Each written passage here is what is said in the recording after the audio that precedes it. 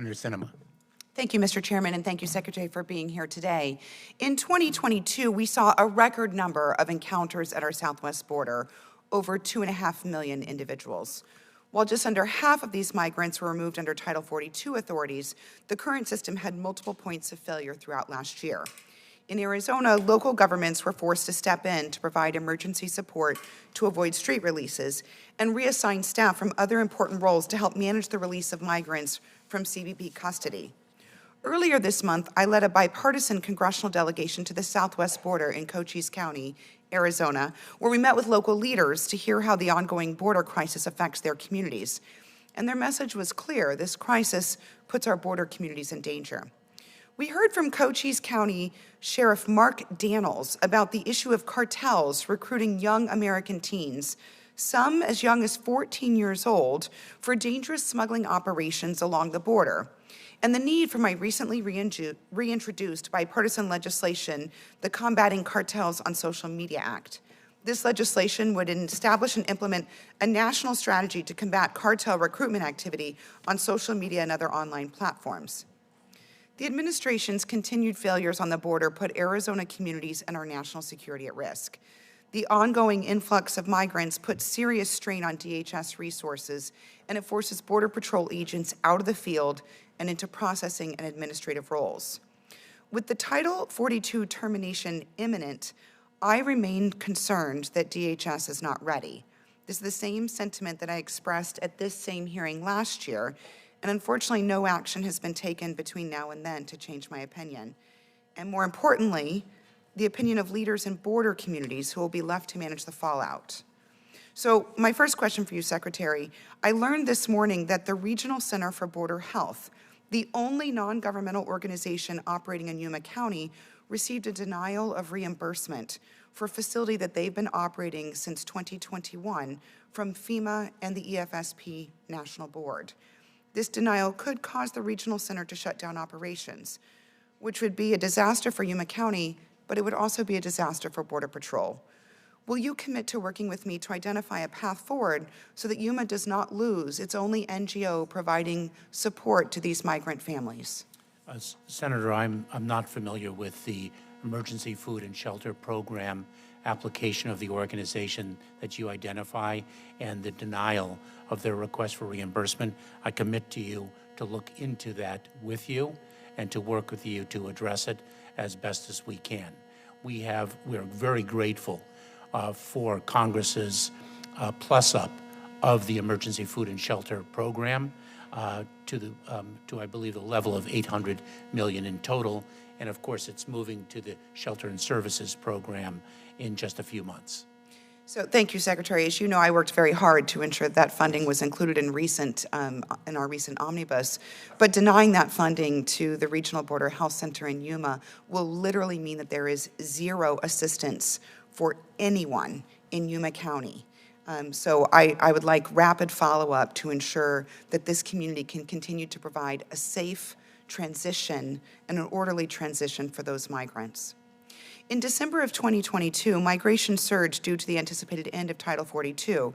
Border Patrol encountered over 220,000 migrants just in that month. Many of these migrants were quickly expelled back to Mexico because of agreements with Mexico to accept removed individuals from certain countries. Arizonans are concerned about the status of these agreements once Title 42 authorities are rescinded in just a few weeks. Losing these agreements will drive additional migration. Is DHS working with the State Department and the government of Mexico so that they continue to accept these nationals from these countries after Title 42 ends? Senator Sinema, we are indeed working with the government of Mexico. We are in active discussions with them. We are not only working with the government of Mexico, but we're working with other partner countries throughout the region to address migration that is at a level that is gripping the entire hemisphere, not just the southern border of the United States. You are correct in focusing on a regional solution to what is clearly a regional challenge. On the CODEL that I recently led, Sheriff Daniels of Cochise County highlighted the dangers to his community associated with cartels targeting teenagers through social media apps. And Mayor McCaw of Sierra Vista shared how a recent chase ended outside of a local school. So my Combating Cartels on Social Media Act will help DHS counter this threat, and it'll work with social media companies to get cartel recruiters off of their platforms. Arizona communities cannot wait for this to play out on its own through the legislative process.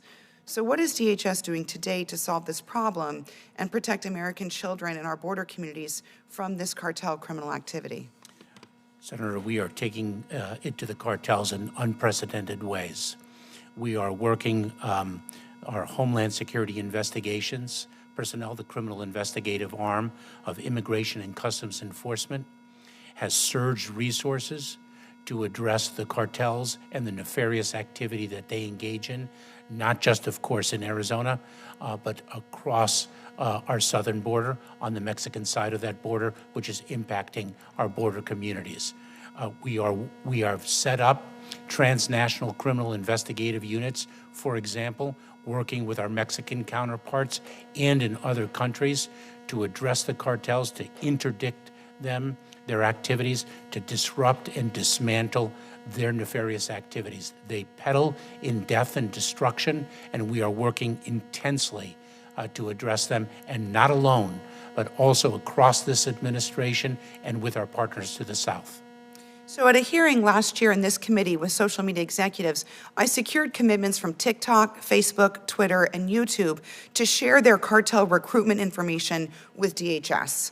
My question for you, Secretary, is will you increase DHS's engagement back with those social media companies to ensure that they are held to the word that they gave me in this hearing, and so that they're doing their part to prevent cartels from recruiting teens along our southwest border? Senator, what we do is we disseminate information. We broadcast it widely with respect to the threat streams that we are encountering, so individuals and organizations can be alert to those threat streams and take the action that they think warranted. Social media companies, of course, have terms of use. They are responsible for whether or not particular communications remain or are taken off their site. What we do is we alert the American public, including the business sector, to the threat streams that we are addressing so that they can take the action they deem appropriate. Is there any attempt by DHS to hold those companies accountable for taking action when they receive information about cartel recruitment on these social media platforms? Senator, that is not within our remit, but I look forward to studying your proposed legislation and continuing to work with our partners across the administration to ensure that the cartels are addressed in every facet that we can. Mr. Chairman, I know my time has expired. I would just note that based on this communication, it seems evident to me that Congress will have to take action and pass this legislation. The administration will not or is not interested in moving forward without accountability, without our legislation. So I'd encourage my colleagues to support the bill. Thank you.